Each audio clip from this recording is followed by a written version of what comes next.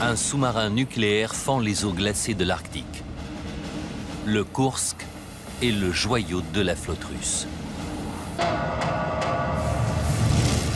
Soudain, une explosion ravage l'avant du submersible, suivie quelques secondes plus tard par une deuxième. Le bateau se remplit d'eau et coule jusqu'au fond de l'océan. Comment une telle catastrophe a-t-elle pu se produire? En théorie, le Kursk ne pouvait pas sombrer. Grâce à la simulation informatique, nous allons vous montrer ce qui a provoqué le naufrage d'un sous-marin nucléaire, pourtant à la pointe de la technologie. Les catastrophes sont rarement le fruit du hasard. Elles résultent souvent d'un enchaînement d'événements malheureux que nous allons tenter de reconstituer dans cette minute de vérité.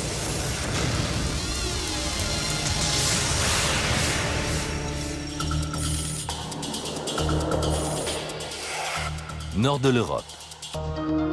Russie. 10 août 2000.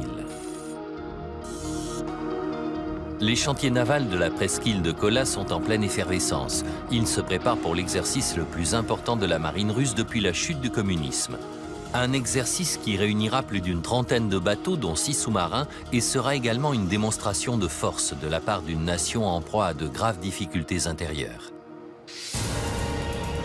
La guerre en Tchétchénie s'est intensifiée et des attentats ont secoué la Russie. Dans ce contexte de crise, cet exercice a pour but de restaurer la confiance des membres de la fédération.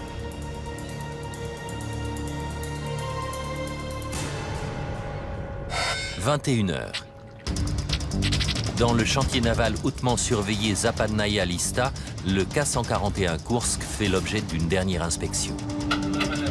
Conçu pour attaquer les groupes aéronavals ennemis, il est à la pointe de la défense russe. Avec ses 150 mètres de long pour une hauteur de 6 étages, ce sous-marin propulsé par 2 réacteurs nucléaires est 2 fois plus gros qu'un avion de ligne. Sa double coque unique en son genre et ses 9 compartiments étanches lui permettent d'encaisser l'explosion d'une torpille. Le lieutenant de vaisseau Dimitri Kolesnikov grille une dernière cigarette avant d'embarquer. Il fête son 27e anniversaire et son épouse Olga lui manque. Olga et lui se sont mariés il y a tout juste 4 mois. Nous nous sommes mariés en avril 2000, très modestement car il fallait faire vite. Peu après leur mariage, Dimitri a emmené sa jeune épouse visiter le Kursk pour qu'elle ait autant confiance que lui dans ce sous-marin. Je ne m'attendais pas à ce qu'un sous-marin soit si énorme. La visite guidée inclut le compartiment des torpilles, puis le poste central navigation opération, le PCNO. Sur l'arrière du bateau, Dimitri montre à Olga le poste de conduite propulsion, où il officie. Viennent ensuite des lieux plus inattendus, comme le sauna et la piscine. Olga comprend alors pourquoi son mari est si heureux à bord. On pouvait effectivement aimer ce bateau. Le Kursk est équipé de 2 sas de sauvetage individuels et d'un 3e, assez vaste pour évacuer l'ensemble de l'équipage en une fois. Olga est rassurée. Dimitri va embarquer à bord d'un des sous-marins russes les plus sûrs de l'histoire. À 21h30, Dimitri rejoint les autres membres de l'équipage. Cette mission n'est qu'un exercice de 5 jours, mais le Kursk et son équipage sont quasiment parés pour un combat réel et le sous-marin regorge d'armes.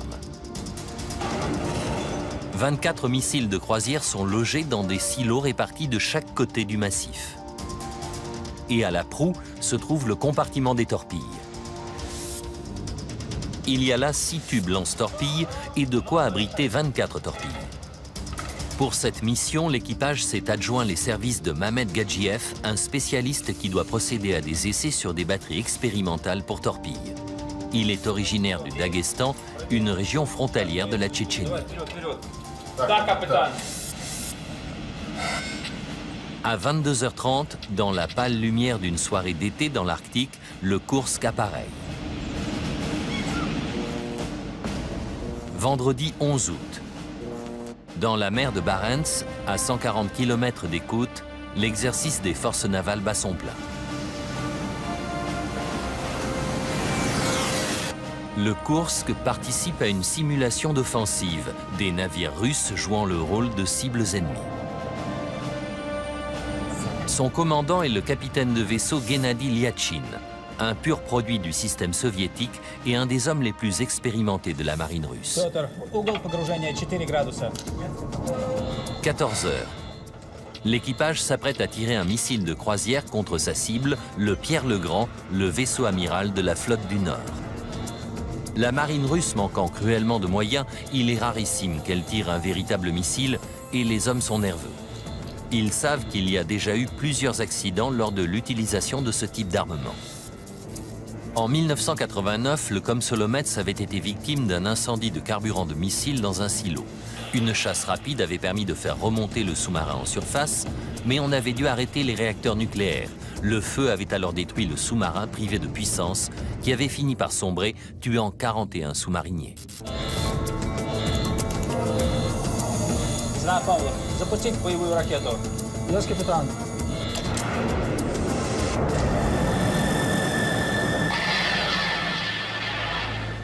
Une fois le tir effectué, le Kursk disparaît à nouveau dans l'océan. Il peut rester embusqué sous les vagues presque indéfiniment grâce à son cœur nucléaire. L'homme qui surveille les réacteurs s'appelle Alexei Mityayev. C'est sa première mission à bord, mais malgré son manque d'expérience, il a parfaitement conscience de l'importance des responsabilités qui pèsent sur ses épaules.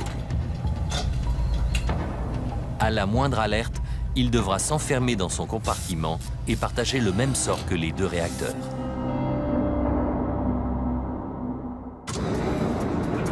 Samedi 12 août, deuxième jour. Le Kursk est prêt à entamer la dernière phase de sa mission, tirer 2 torpilles d'exercice contre le groupe aéronaval ennemi. À 11 h du matin, le commandant donne l'ordre de préparer le tube lance-torpille numéro 4. L'équipage est en effervescence. Cela fait près de 2 ans que le Kursk n'a pas tiré de torpille.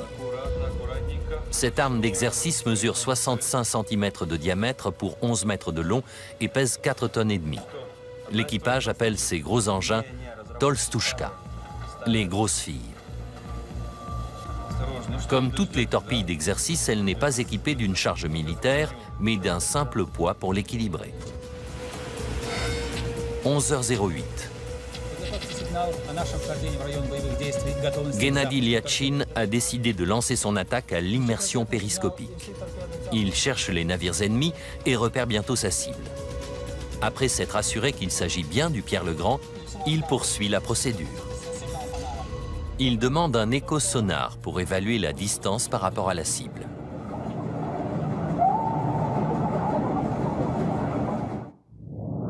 Le groupe aéronaval sera attaqué par 6 submersibles. Le Kursk est en deuxième position. 11h17.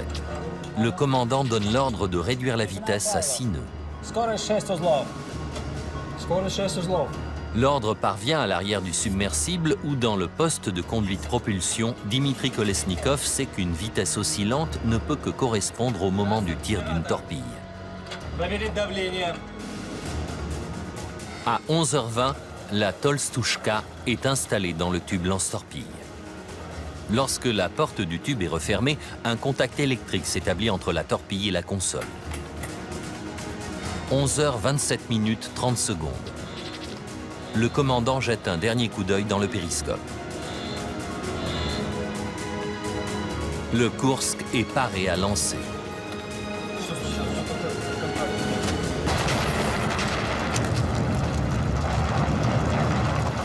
Une onde de choc dévaste le poste central navigation-opération. Les hommes sont projetés au sol et une fumée toxique envahit le local. Le Kursk est dans une situation critique. Avec à son bord une centaine de tonnes d'explosifs, 24 missiles de croisière et 2 réacteurs, il risque une catastrophe nucléaire.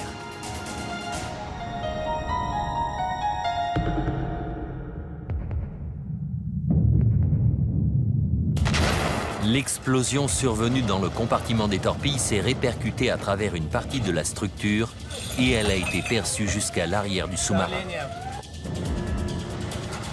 Bien que grièvement blessé, Gennady Lyachin sait que le seul moyen de sauver son bateau consiste à faire surface aussi vite que possible. Il donne l'ordre d'effectuer une chasse rapide. Mais il n'y a plus personne pour l'exécuter. À 70 mètres du lieu de l'explosion, dans la salle de contrôle des réacteurs, Alexei Mityaev réagit comme on le lui a appris. Le jeune sous-marinier commence par vérifier si les réacteurs ont été endommagés. Il constate rapidement que tous deux fonctionnent normalement, du moins pour l'instant.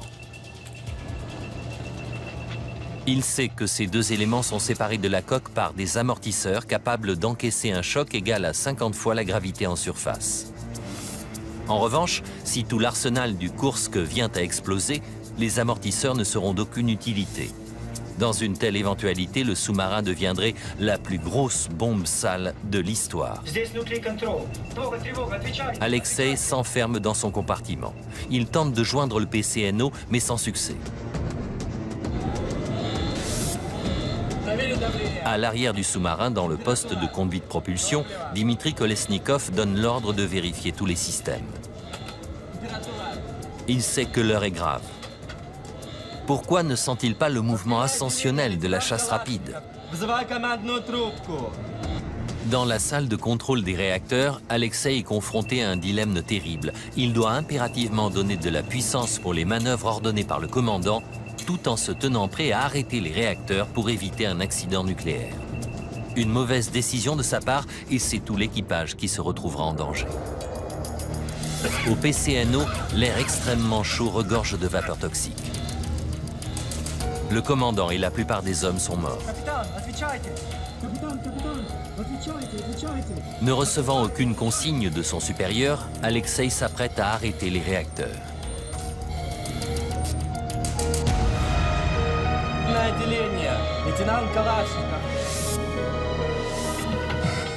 11h30.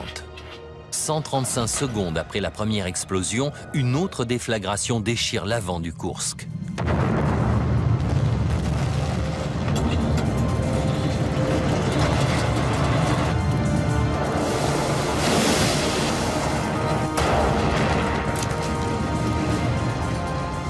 Alexei prend sa décision. Mais n'est-il pas trop tard? Les barres de commande pénètrent dans le cœur des réacteurs, provoquant leur arrêt.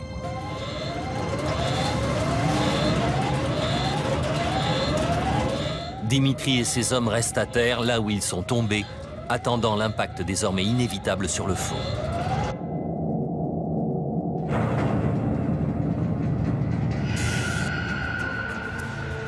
« 20 secondes se sont écoulées depuis la deuxième explosion.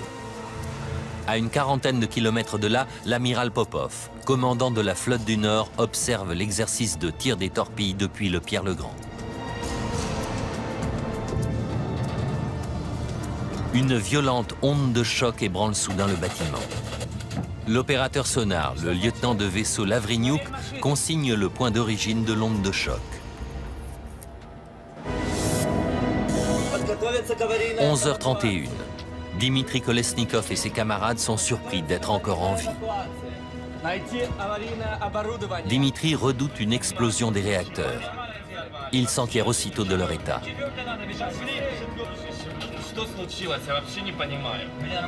À son plus grand soulagement, il apprend qu'ils ont été arrêtés d'urgence. Tout risque d'accident nucléaire est écarté, mais ces hommes savent qu'ils vont devoir livrer un combat désespéré pour survivre. Du haut de ses 27 ans, Dimitri Kolesnikov prend le commandement du Kursk. Compte tenu de l'ampleur des dégâts, les hommes savent qu'ils ne pourront pas atteindre le sas de sauvetage du massif. Le seul moyen de sortir est le sas arrière du sous-marin.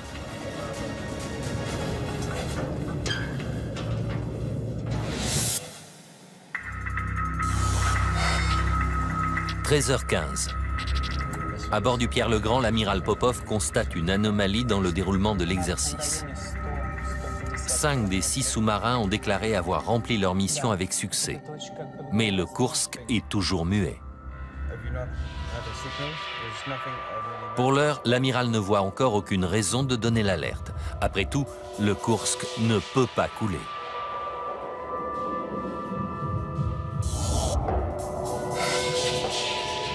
« 13h30, 2 heures après les explosions.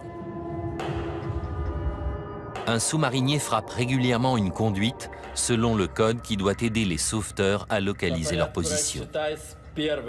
Pendant ce temps, Dimitri Kolesnikov fait l'appel et note le nom de chacun des survivants.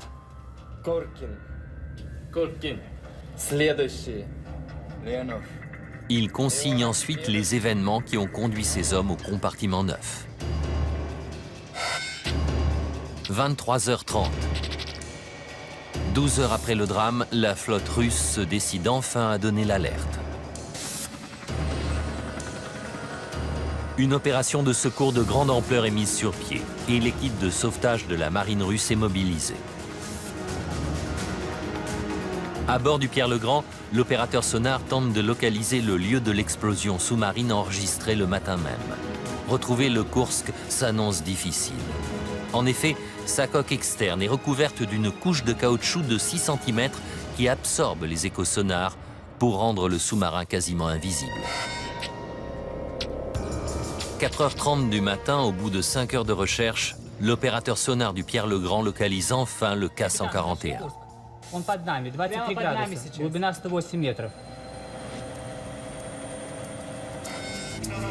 Lundi 14 août.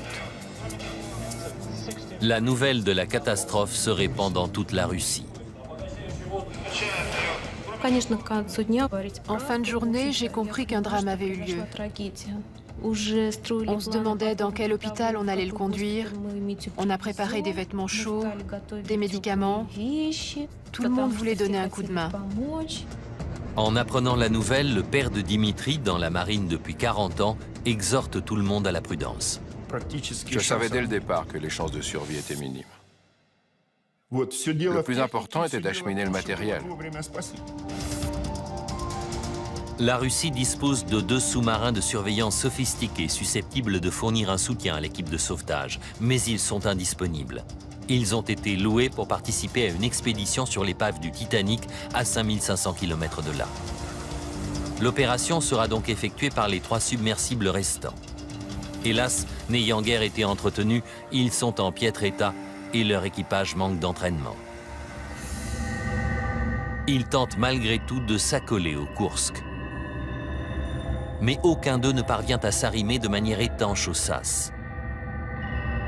Et la tentative se solde par un échec. Le monde entier suit désormais les opérations de sauvetage. Sous la pression internationale, les Russes demandent à une équipe britannico-norvégienne d'organiser une mission de secours. À 7h45, le matin du lundi 21 août, 9 jours après le naufrage, des plongeurs parviennent enfin à ouvrir le sas de sauvetage. À l'autre bout de ce combi de 2 mètres de long se trouve l'accès au compartiment 9. Se pourrait-il que des marins soient encore en vie, ayant pu trouver une poche d'air à l'arrière du sous-marin? C'est la question qui tenaille les premiers plongeurs arrivés sur les lieux. Au moment où ils actionnent les coutilles supérieures du sas, le monde entier retient son souffle. Mais lorsqu'ils ouvrent les coutilles inférieures, ils constatent que l'intérieur du sous-marin est inondé. Les 118 sous-mariniers qui étaient à bord ont péri. Le premier cadavre qu'ils récupèrent est celui de Dimitri Kolesnikov.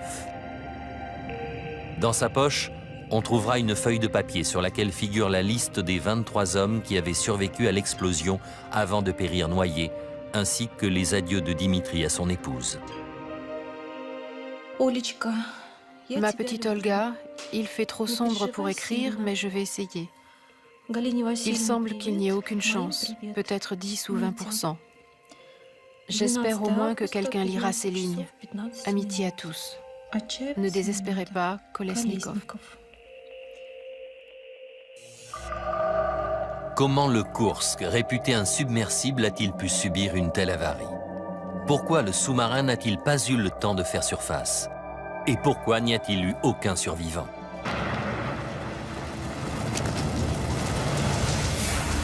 En retraçant le fil des événements qui ont conduit à ce jour fatidique et en analysant en détail l'enquête qui a été faite, nous allons vous révéler ce qui est vraiment arrivé au Kursk et à son équipage.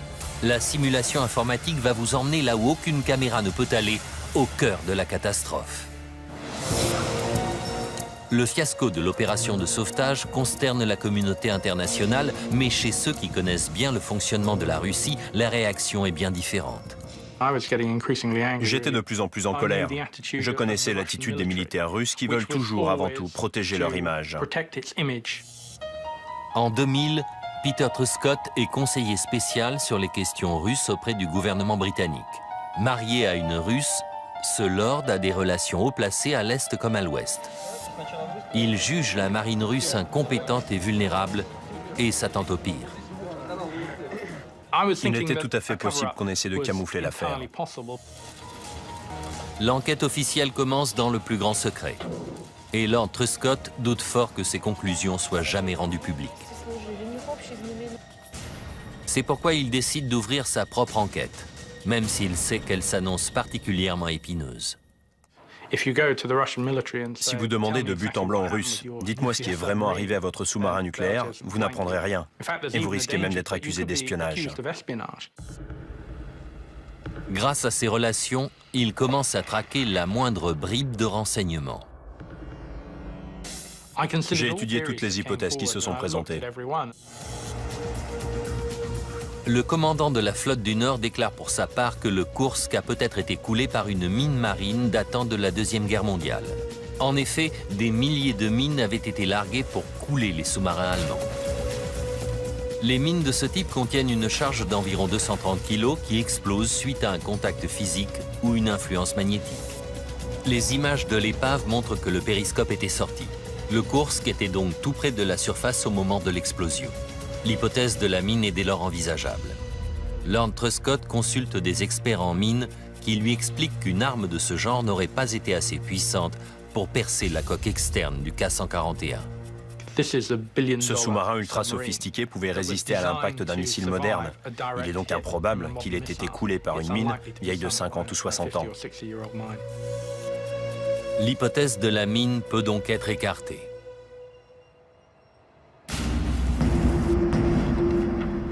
Deux jours après le drame, Lord Truscott voit surgir une autre hypothèse, l'acte terroriste. D'après une agence de presse tchétchène, un membre de l'équipage aurait fait sauter le Kursk en soutien aux combattants musulmans de Tchétchénie. Des soldats russes se faisaient tuer en Tchétchénie. On parlait du terrorisme tchétchène. Alors quand le Kursk a coulé, les gens se sont demandé s'il pouvait s'agir d'un attentat. Qui avait accès à l'avant du sous-marin? Et qui aurait pu avoir des raisons d'y dissimuler une bombe? Il y avait à bord deux hommes venant de territoires musulmans et l'un d'eux avait accès au compartiment des torpilles. L'attention se concentre alors sur Mehmet Gadjiev. Peter Truscott découvre qu'il s'était porté volontaire pour étudier les batteries des torpilles, ce qui lui permettait d'être tout à l'avant du sous-marin. A-t-il commis un attentat suicide? Le Britannique se renseigne sur le jeune homme.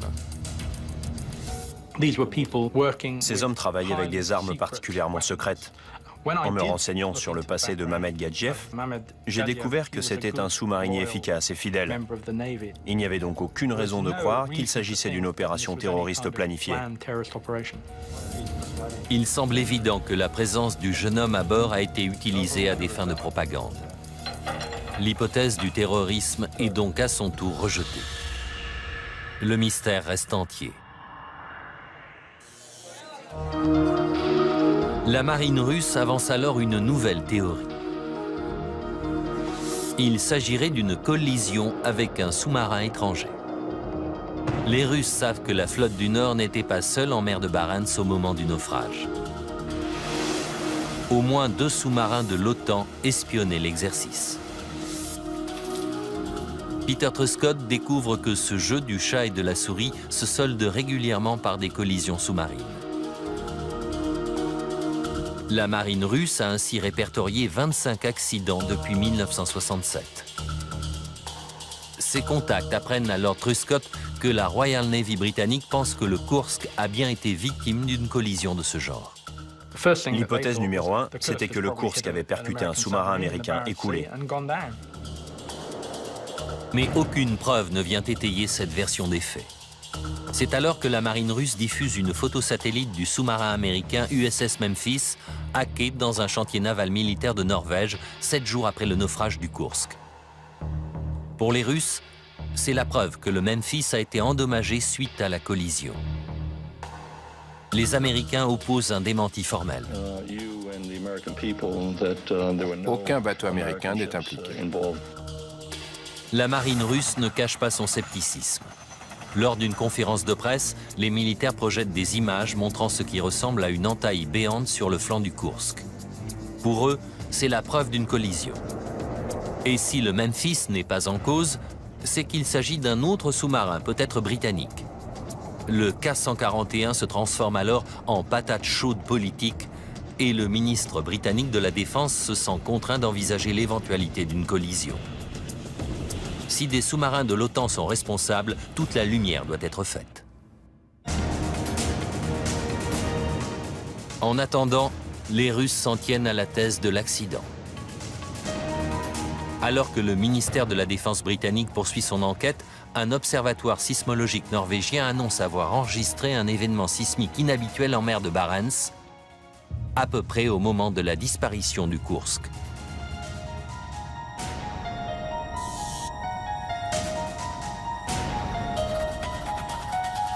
L'écho de l'agonie du K-141 apportera-t-il la preuve qu'il y a eu collision? Le gouvernement britannique se procure ces données capitales et les envoie au sismologue David Bowers.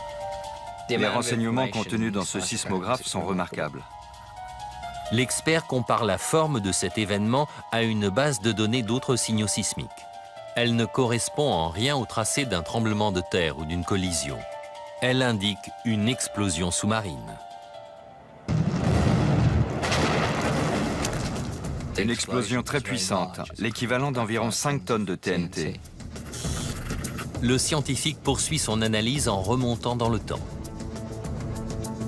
Et ici, 135 secondes auparavant, il découvre un autre événement sismique, presque invisible dans le bruit de fond.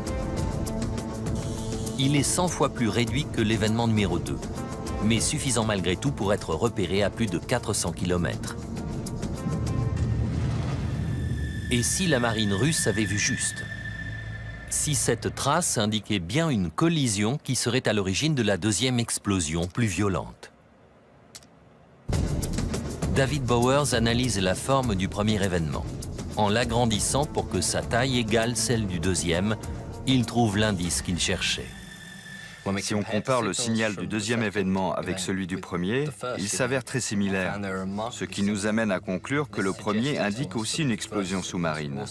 Cette première déflagration était environ 100 fois moins puissante que la deuxième, l'équivalent d'une 50aine de kilos de TNT. Pour lui, il ne fait aucun doute que ces deux anomalies correspondent à des explosions sous-marines. L'OTAN est innocentée. Et la marine russe est obligée de reconnaître que le naufrage du Kursk n'est pas dû à une collision. Les enquêteurs doivent maintenant trouver une explication non pas à une, mais à deux explosions. Il y avait eu 2 explosions, mais ce qui était très frustrant, c'est que les indices physiques gisaient au fond de la mer de Barents, hors d'atteinte. Craignant les retombées politiques du désastre, le président Vladimir Poutine donne l'ordre de renflouer le sous-marin. Ce sera l'une des opérations de renflouement les plus audacieuses de l'histoire.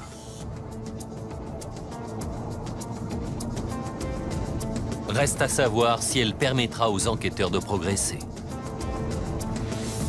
Le président russe réunit un budget de plus de 100 millions d'euros pour l'opération, plus que le budget global annuel de l'ensemble de la flotte du Nord. Mais peut-on déplacer le Kursk sans risque? Ces 2 réacteurs nucléaires se sont trouvés à quelques mètres d'une explosion de forte puissance. Ont-ils été endommagés? Les mesures indiquent un niveau normal de radioactivité. Mais pour plus de sécurité, les enquêteurs décident de faire autopsier certains corps. Les plongeurs remontent les cadavres trouvés juste à côté du compartiment chaufferie nucléaire. On découvrira que ces marins ont subi de graves lésions osseuses qui ne peuvent que résulter d'un choc violent, correspondant à environ 50 fois la gravité. Lord Truscott comprend qu'il s'agit d'une découverte cruciale car elle signifie que les réacteurs ont encaissé le même impact. C'était terrifiant. On était à la limite de la résistance de ce matériel. Les amortisseurs des réacteurs ont été conçus pour supporter à peine plus de 50 G. Et il s'en est fallu de peu que la deuxième déflagration dépasse cette limite. On a donc frôlé la catastrophe nucléaire. L'analyse confirme cependant que les réacteurs sont stables. Craignant que le compartiment des torpilles ne résiste pas au renflouement, les plongeurs le découpent du reste du sous-marin. L'épave est ensuite lentement remontée.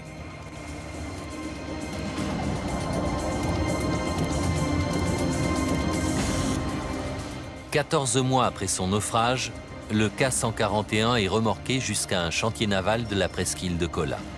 Il faudra aux enquêteurs 4 jours pour vidanger le sous-marin sans détruire les indices qui s'y trouvent. Des spécialistes de la police scientifique commencent ensuite à passer l'immense épave au peigne fin. Le premier défi qu'ils doivent relever est d'identifier la cause de dégâts d'une telle ampleur. Ayant rapidement constaté que tous les missiles de croisière étaient intacts, ils s'intéressent aux torpilles. Bien que le compartiment des torpilles soit resté au fond de la mer, en analysant la répartition des dégâts sur l'épave, les enquêteurs parviennent à établir que 5 à 7 torpilles ont explosé presque simultanément. Cela correspond à la déflagration de 4,5 tonnes indiquée sur le sismogramme. Peter Truscott est convaincu qu'il s'agit là de la cause de la deuxième explosion.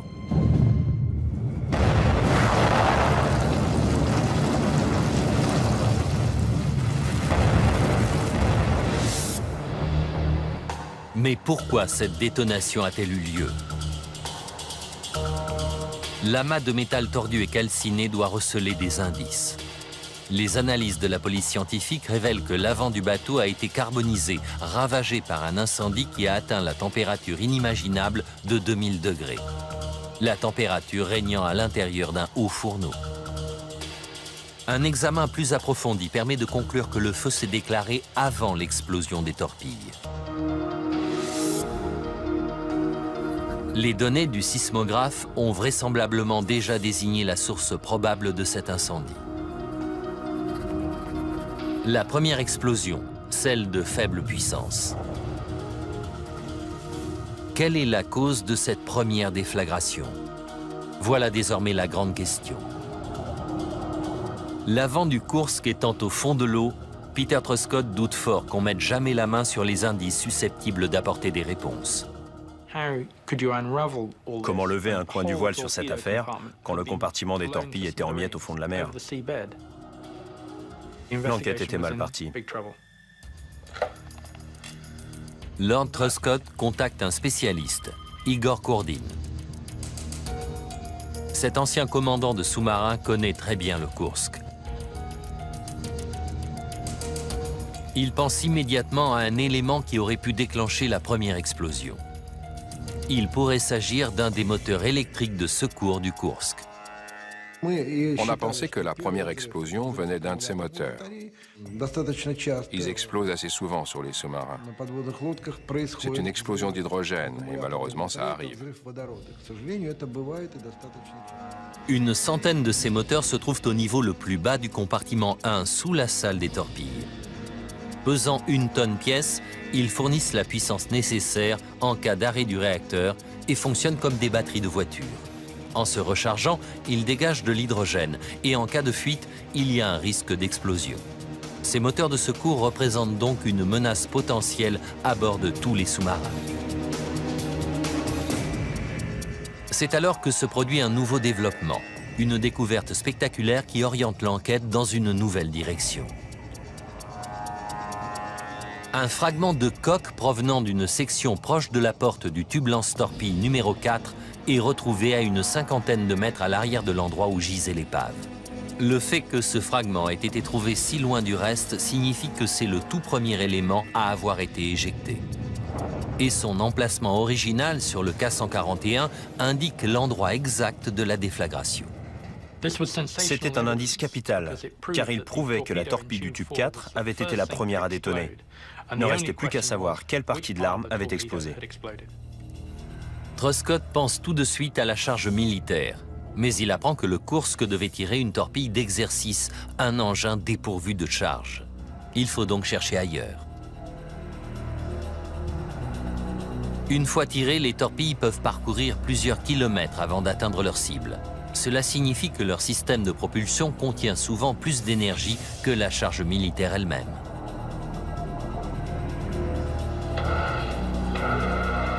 Lord Truscott s'intéresse donc au système de propulsion.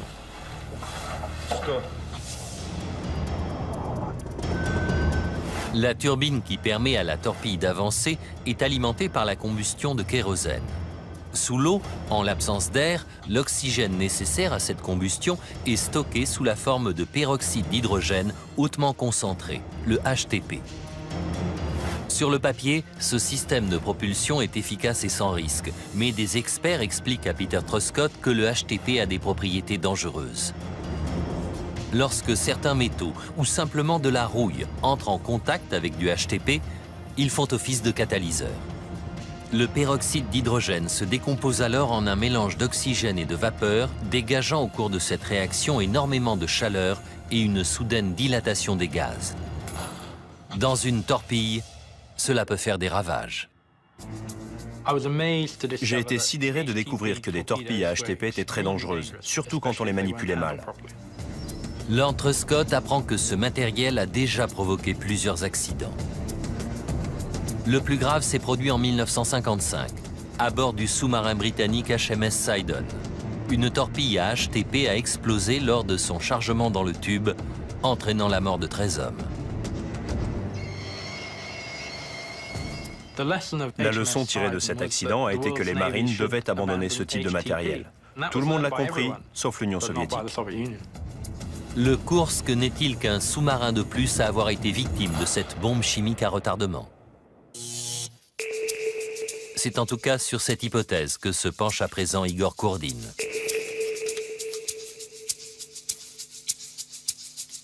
Il commence par calculer la puissance approximative du système de propulsion. Résultat, entre 50 et 100 kg de TNT, soit à peu près la puissance enregistrée par le sismographe. Ces chiffres indiquent qu'un accident lié au peroxyde d'hydrogène est des plus probables. Mais Igor Kourdin sait que toutes ces armes sont munies de systèmes de sécurité dont le but est d'empêcher un excès de pressurisation intérieure. Ces systèmes ont-ils été endommagés? Grâce à ces relations, Igor Kourdin obtient le carnet d'entretien des torpilles d'exercice du Kursk et ce qu'il découvre le sidère. Ces torpilles provenaient d'un lot de 10 fabriqués en 1990. 6 avaient été aussitôt refusés car présentant des soudures défectueuses. Mais les soudures sur les armes d'exercice n'avaient jamais été vérifiées. On estimait que la chose n'était pas nécessaire puisque les torpilles n'étaient pas équipées de charge militaire. Igor Kourdin en conclut qu'une soudure mal faite a vraisemblablement conduit à une fuite de HTP sur une torpille d'exercice. Mais encore faut-il en apporter la preuve. Une recherche longue et minutieuse parmi les milliers de fragments de l'épave du Kursk finit par porter ses fruits. Certains morceaux de torpilles et de tubes présentent des distorsions et des dégâts dus à la chaleur. La torpille aurait apparemment explosé suite à une fuite apparue à mi-longueur, juste au niveau d'une soudure.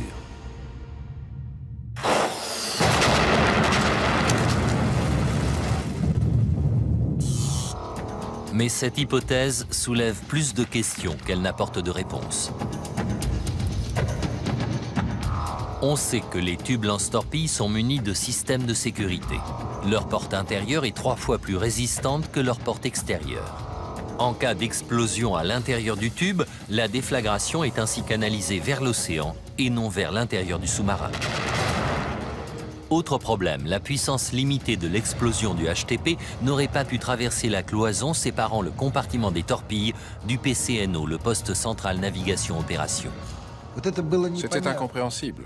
La puissance de la première onde de choc avait fait perdre conscience à tout le personnel du compartiment 2.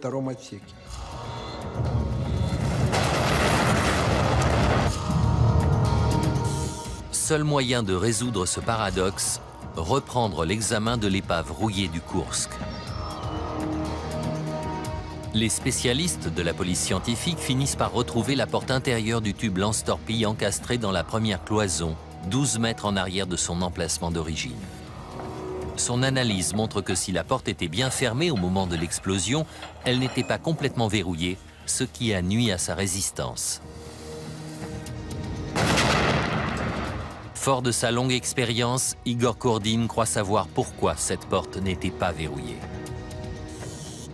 La connexion électrique entre la torpille et la porte du tube a tendance à accumuler de la poussière.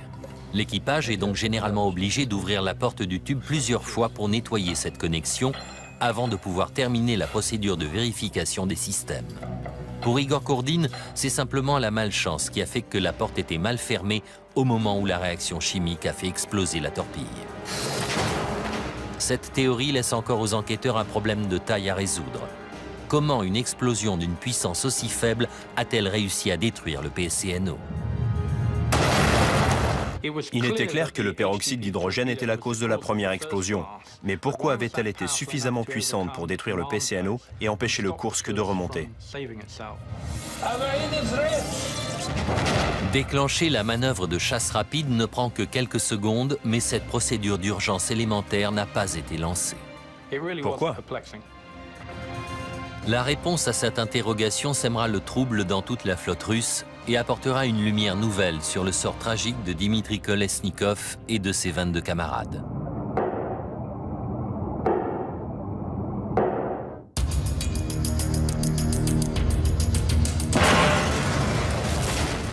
Il est désormais établi que c'est une soudure défectueuse qui a provoqué la première explosion, celle d'une torpille. La cloison aurait dû contenir la déflagration, mais cela n'a pas été le cas. Une fois de plus, Peter Truscott consulte Igor Kordin.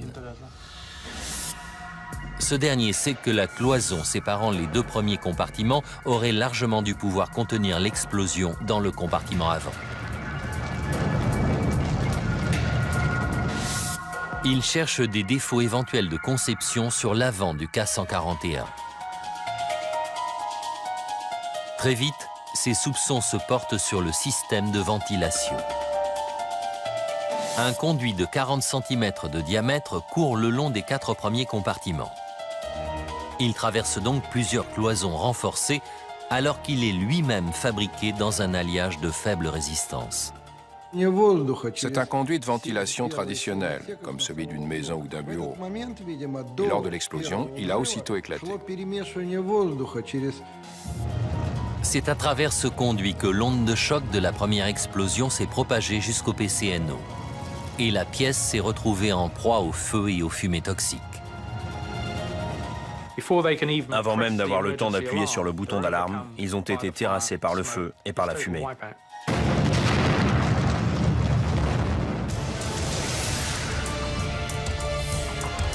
Lord Truscott a pu reconstituer l'enchaînement des événements qui ont conduit à la tragédie du Kursk.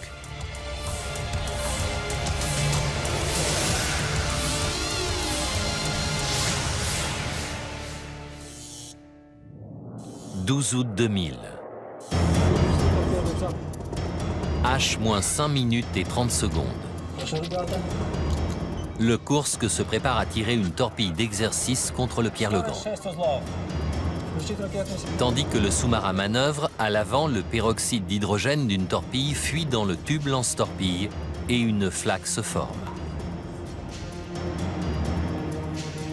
L'équipage ouvre la porte du tube pour nettoyer la connexion électrique. H-135 secondes. Le liquide entre en contact avec un point de rouille et le gaz qui s'en échappe se dilate instantanément. Ce pic de pression fait exploser l'enveloppe de la torpille, éventrant le réservoir de kérosène. La vapeur brûlante enflamme le combustible qui consume l'oxygène libéré par la réaction chimique. Une boule de feu ravage le compartiment des torpilles, tuant tous les hommes présents. Les flammes s'engouffrent dans le conduit de ventilation et atteignent le PCNO. De l'eau de mer s'infiltrant par le tube lance-torpille, le Kursk commence à plonger. 21 torpilles sont dangereusement chauffées par un incendie alimenté par 500 litres de carburant. Lorsque la température intérieure des charges militaires atteindra 400 degrés, ces dernières exploseront à leur tour. 11h30 et 15 secondes. C'est le drame. En moins d'un cinquième de seconde, 5 à 7 torpilles explosent. La déflagration traverse les cloisons étanches du Kursk et se propage vers les réacteurs nucléaires. Les amortisseurs encaissent la déflagration de 50 G et les cloisons stoppent l'onde de choc. Les barres de commande s'enfoncent dans le cœur des deux réacteurs, provoquant leur arrêt. Pendant ce temps, à l'avant, la coque est soumise à une contrainte qui dépasse largement ses limites. Malgré ses 5 cm d'épaisseur, le tube lance-torpille en acier explose. L'eau s'engouffre alors à l'intérieur du sous-marin. Quelques minutes après la première explosion, le joyau de la flotte du Nord n'est plus qu'une épave au fond de la mer de Barents. Le Kursk devient le tombeau de ses 118 sous-mariniers. Une fois tous les cadavres remontés, les médecins légistes concluront que pour la plupart d'entre eux, la mort a été rapide. Mais 23 hommes à l'arrière du Kursk s'accrocheront à la vie pendant près de 8 heures. Igor Kurdin peut imaginer comment les choses se sont passées. Ils ne sont qu'à 108 mètres sous la surface et ils ont été entraînés à sortir un par le sas. Mais ça n'est pas sans risque. Si personne ne les repère une fois qu'ils seront en surface, ils mourront de froid. En remontant ainsi, ils risquaient d'être entraînés dans l'océan, de mourir de froid et de disparaître sans laisser de traces. Ils attendaient donc qu'un bateau se positionne à l'aplomb du sous-marin. Les sous-mariniers ne manquent ni d'eau ni de nourriture et il y a suffisamment d'air pour qu'ils tiennent plusieurs jours. Mais à chaque expiration, ils rejettent du dioxyde de carbone. Un gaz mortel, même à faible concentration. Pour éviter une accumulation nocive, le sous-marin est équipé d'usines à CO2, des plaques de produits chimiques qui absorbent le CO2 contenu dans l'air ambiant. Les sous-mariniers accrochent ces filtres à des tuyaux. Igor Kurdin découvre que le sort de ces hommes a été scellé par ces appareils censés leur sauver la vie. Le rapport d'accident fait état d'un incendie dans le compartiment 9 et on a retrouvé dans les débris calcinés des filtres d'usine à CO2. Igor Kurdin sait que ces filtres prennent feu lorsqu'ils entrent en contact avec de l'huile ou de l'eau. Il reconstitue alors les derniers instants de ces 23 hommes. Les sous-mariniers tentent d'accrocher un nouveau filtre, mais le froid et l'obscurité les rendent maladroits et le filtre tombe dans l'eau pleine d'huile. La réaction chimique déclenche un incendie qui consomme l'oxygène contenu dans l'air. Ne pouvant plus respirer que le monoxyde de carbone produit par les flammes, les 23 hommes succombent rapidement. D'un certain côté, je suis fière de Dimitri, car dans ces circonstances terribles, il a réussi à garder son sang-froid, à ne pas perdre la maîtrise de lui-même et de ses collègues. Mais d'un autre côté, je trouve que c'est une façon horrible de mourir. Il aurait mieux valu que sa mort soit instantanée. Suite à ce drame, la marine russe a retiré toutes les torpilles à HTP de ses sous-marins, mais le rapport officiel n'a désigné aucun responsable. Personne ne saura jamais avec certitude si le technicien Alexei Mityayev a décidé d'arrêter les réacteurs. S'il l'a fait, cet acte héroïque a peut-être évité un nouveau Tchernobyl.